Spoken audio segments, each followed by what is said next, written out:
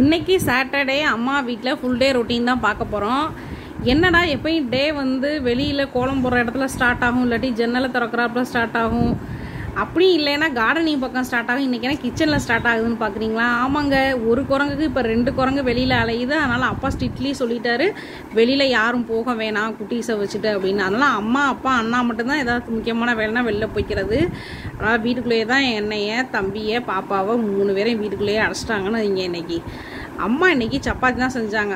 டக்குன்னு சப்பாத்தியை போட்டு சட்னி அரைக்காமல் முட்டை சப்பாத்தி வேணும்னு பேரன் கேட்டாராம். உடனே வந்து எங்கள் அம்மா கம்மன்னு செஞ்சுட்டாங்க. எப்பா பரோட்டா சாப்பிட்றதுக்கு இது வந்து ஹெல்த்தியாக வந்து இருக்குது எனக்கு சப்பாத்தியில், அதனால் என் பேரன் கேட்குறாரு, நான் செஞ்சு தரேன். உனக்கு என்னப்பா, நீங்கள் சொல்கிறது தான் எனக்கு கஷ்டமாக இருக்குன்ட்டாங்க. ஐயோ சரி, நாங்கள் சொல்லவே இல்லை, நீங்கள் நல்ல முறையாகவே வேலை செய்யுங்க அப்படின்ட்டேன். அப்புறம் பார்த்திங்கன்னா இன்றைக்கி மதியானம் வந்து வெஜிடேரியன் தான் சமைக்கலான்னு சொல்லிட்டு பேசிகிட்டு இருந்தாங்க. திடீர்னு தம்பி என்ன சொன்னாருன்னு தெரியல, டக்குன்னு சேஞ்ச் ஆகிட்டாங்க. அதனால் இன்றைக்கி நான்வெஜ் லஞ்ச் கோம்போ தான் இன்றைக்கி செய்ய போகிறாங்க.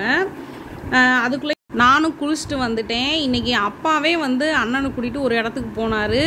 என்னான்னு பார்த்தா பேரன் ஸ்கூலுக்கு போகிறதுக்குள்ளே அவருக்கு தேவையான ஸ்டேஷ்னரி ஐட்டம்லாம் வாங்கி கொடுத்துடலாம் இங்கேருந்தே அப்படின்னு எல்லாம் வாங்கி கொடுத்துட்டு இருந்தாங்க. அடுத்து இன்றைக்கி வந்து அம்மா கொஞ்சம் டயர்டாக இருக்குன்னு படுத்துருந்தாங்க. அவங்க எந்திரிச்சு வர்றதுக்குள்ளே நம்ம சமைச்சிடலாம் அப்படின்னு. இன்றைக்கி இந்த குடும்பத்தில் இருக்கவங்களோட தலையெழுத்து என் கையில் தான் சமைச்சு சாப்பிட்ணுன்னு நானாக வந்து நக்கலாக இந்த வீடியோ எடுத்துக்கிட்டு இருந்தேன்.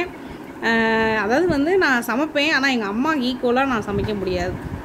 இன்றைக்கி வந்து அம்மா சிக்கன் 65 வச்சு குழம்பு வச்சு சோறு வைக்கணும் அப்படின்னு சொல்லி பேசிகிட்டு இருந்தாங்க. நான் வந்து சிக்கன் கிரேவியாக வச்சுட்டேன். போன்லெஸ் சிக்கனும் இந்த ஈரலையும் எடுத்து கிரேவி மாதிரி பண்ணிட்டேன். எங்கள் அம்மாவாக இருந்தால் தம்பிக்கு பிடிச்சது அப்படின்னு சொல்லிட்டு 65 தான் பண்ணுவாங்க. இங்கிட்டு பார்த்தீங்கன்னா 1 பாட் குழம்பு மாதிரி டக்குன்னு வைக்கிறாப்புல. ஏன்னா ஒரு 1/2 ஹவரில் வந்து வேலை செஞ்சுட்டு வெளியேறணுங்கிறது தான் என்னோடய டார்கெட்டு, பாப்பா தூங்கி எந்திரிக்கிறதுக்குள்ளே. அதையும் வந்து தாளிச்சு விட்டு குழம்பை வந்து கரெக்ட் பண்ணியாச்சு. இங்கிட்டு கிரேவியும் ரெடி ஆயிடுச்சு. லாஸ்ட்டாக வந்து இந்த சிக்கன் கிரேவியில் எப்பயுமே கொத்தமல்லி தான் தூவேன்.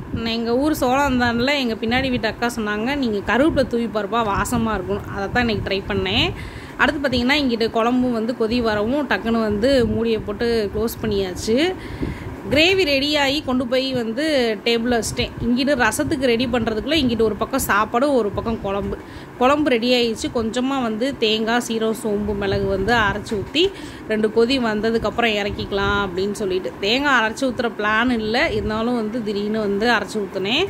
லாஸ்ட்டாக வந்து இந்த குழம்புக்கு வந்து கொத்தமல்லி, புதினா வந்து தூவி விட்டோம் அப்படின்னா குழம்பு நல்லா சூப்பராக இருக்கும். நைட்டு டின்னருக்கு சப்பாத்தியோ இட்லியோ தோசையோ சுட்டால் அதுக்கு வந்து சேர்த்தே நான் குழம்பு வச்சுட்டேங்க. அடுத்து இங்கிட்டு சாப்பாடும் வந்து விசில் வந்துருச்சு. இங்கிட்டு வந்து குழம்பும் வந்து ரெடி ஆயிடுச்சுங்க. சரி, அடுத்து வந்து ரசத்தை வந்து அம்மியில் வரைச்சி வச்சுருந்தேன், அதையும் தாளித்து விட்டேன்.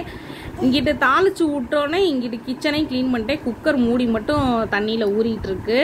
ரசமும் வந்து நல்லா நுரக்கட்டி சூப்பராக ரெடி ஆயிடுச்சு. எல்லாத்தையும் வந்து ஹாலில் கொண்டு போய் டேபிளில் எடுத்து வச்சாச்சு. சுட சுட ஆவி பறக்க சாப்பாடு.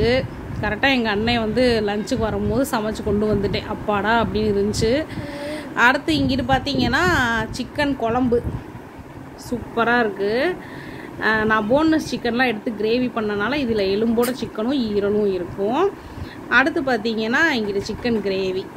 என்னோடய பையன் வந்து எதுவுமே கேட்கல, சிக்கன் கிரேவி அமைதியாக சாப்பிட்டுக்கிட்டாங்க. ஏம்மா 65 செய்யலைன்னா என்கிட்ட கேட்கல, இதே அம்மாச்சிட்டனா கேட்டிருப்பாரு. அடுத்து இங்கிட்டு வந்து ரசம். எல்லாத்தையும் பரிமாறி எங்கள் அம்மாட்ட கொடுக்கவும் சந்தோஷமாக ஆச்சரியமாக சாப்பிட்டாங்க. அவங்க திடீர்னு வந்து முடியாமல் போயிடுச்சு, அதனால் அவங்க அப்படியே படுத்துட்டாங்க. இல்லாட்டி நாங்கள் வந்தால் படுக்கவே மாட்டாங்க, அப்படியே ஓடிக்கிட்டே இருப்பாங்க. இன்றைக்கி என்னமோ அவங்க முடியல போல். எனக்கே ரொம்ப கஷ்டமாக ஆயிடுச்சு. எல்லோரும் சாப்பிட்டு முடிச்சுட்டு நான் வந்து எங்கள் அம்மா கூட தான் இன்றைக்கி உட்காந்து சாப்பிட்டேன். நீங்கள் அவங்க எந்திரிச்சு வரட்டும் அப்படின்னு வெயிட் பண்ணேன். அவங்க சாப்பிட்டு பார்த்துட்டு நல்லா இருக்குன்னு சொன்னதுக்கு அப்புறம்தான் நான் வந்து சாப்பிடவே ஆரம்பித்தேன். கிரேவி எப்படி இருக்குமான்னு கேட்டேன். சாப்பிட்டு பார்த்துட்டு சூப்பராக இருக்குனாங்க. அம்மா வந்து எனக்கு எப்பயுமே என்னை ஐஸ் வைக்கணும்னா ஐஸ் வாங்கி கொடுத்தா போதுங்க அப்படிங்கிறப்ப தான் இன்றைக்கி கசாட்டா ஐஸ்கிரீம் தான் வாங்கி சாப்பிட்டுட்டு இன்றைக்கி டே சூப்பராக ஜாலியாக முடிஞ்சுச்சு. பாய்.